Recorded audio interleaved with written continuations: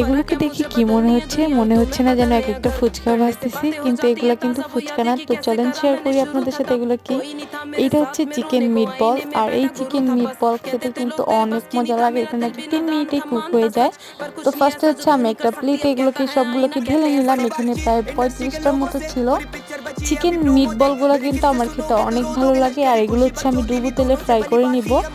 অনেকে স্ট্রিম করে খায়, বাট আমার কাছে স্ট্রিম করাটা ভালো লাগে না, যার জন্য হচ্ছে আমি এগুলো ডুবো তেলে সুন্দর করে লাল লাল করে ভেজে নিব।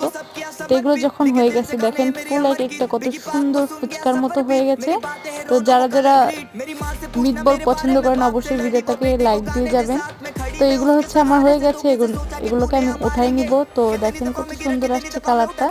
এরপরে এখানে দিয়ে দিয়েছি আলু ভাজা। আলু ভাজা খেতে কিন্তু আমার অনেক ভালো লাগে।